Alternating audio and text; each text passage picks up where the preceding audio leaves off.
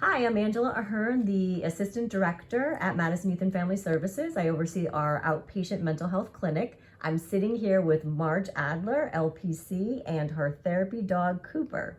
And we're going to talk a little bit about Marge and the role she's played here at our agency for over 30 years. So Marge, would you introduce yourself, Sure. please? My name is Marge Adler, as Angela has just said.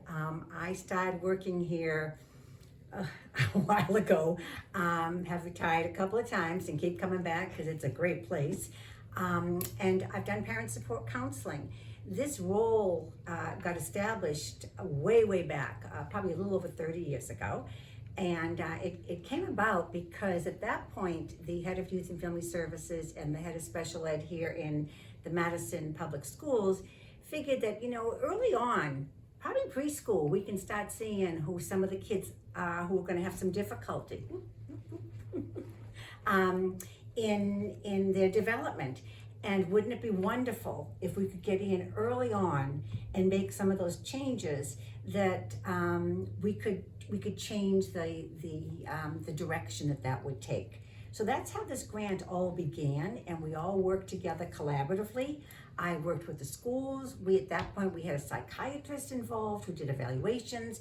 We had a nurse who went in to deal with any kind of physical issues that might be getting in the way of the education. But this was truly a collaborative effort on the part of the Madison Public School System to be able to redirect what could be really issues of concern down the line. Thank you. Mm-hmm. And if you could describe the role of the parent support counselor here at Madison Youth and Family Services, what does the parent support counselor do? Like, how would you describe your Well, your it's role? been different pre-COVID and after COVID, but early on when I first did this, I was brought in with the school because that's usually where the referral would come from school, because either a child had many visits to the nurses or the child had real difficulty staying in their seat. They were really having some issues with their being able to attend to school work. So they would initially talk to the parents, and the parents and the school and myself would sit down and talk about some of what was going on. And I would listen very carefully to what I was hearing. And it seemed like at that point, school and home were struggling with some issues.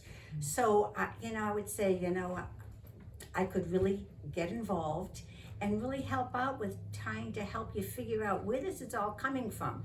There is no manual that parents get in raising a child, but what is enormously helpful is support.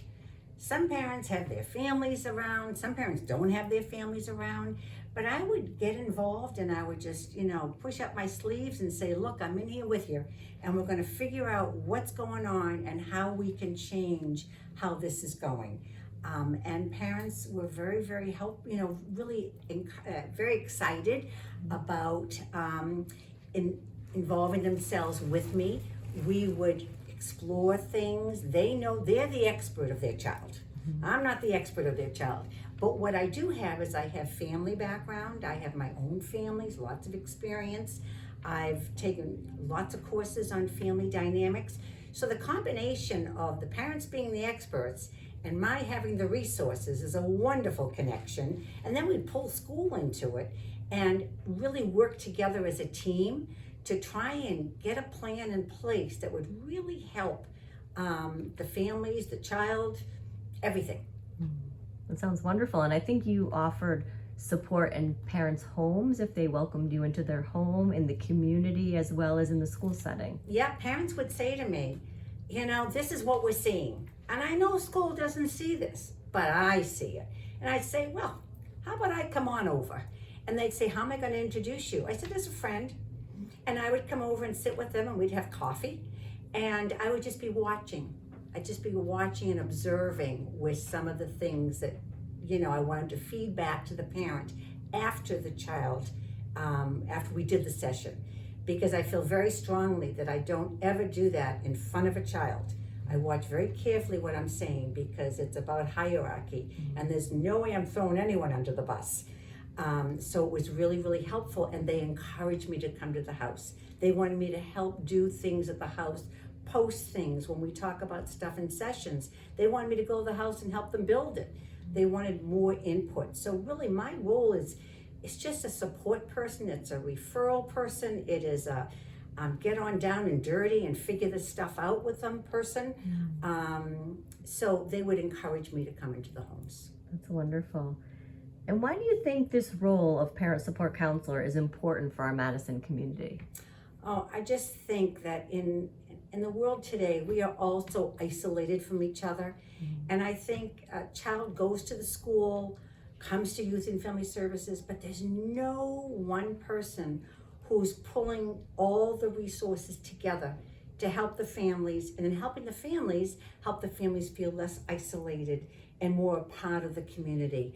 I think it's a wonderful, wonderful program, and I hope that it continues because it allows all the pieces of the puzzle to come together. And the parent support counseling really is so essential to that family and helping them understand so much of how things are going. I mean, I've worked with parents who just moved in the area who felt totally isolated, helping them to find the places that they could meet other people. It's not just about the child, about parenting. It's so much more. And it's like taking, I tell parents, it's like taking a magnifying glass and just putting it and looking at what the situation is and seeing so many more things that that they can explore. And if a parent had a question or concern about their child's development and they were nervous about perhaps reaching out, what would you say to those parents if they were watching right now? God, you know, again, this does not come with a manual.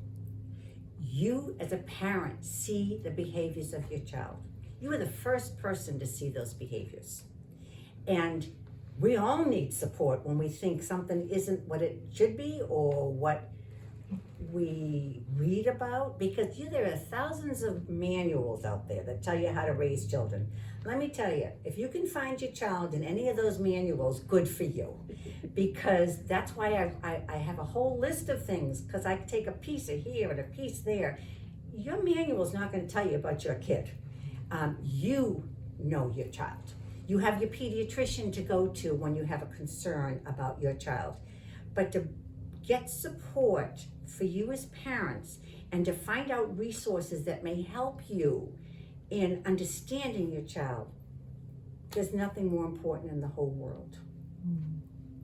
Thank you.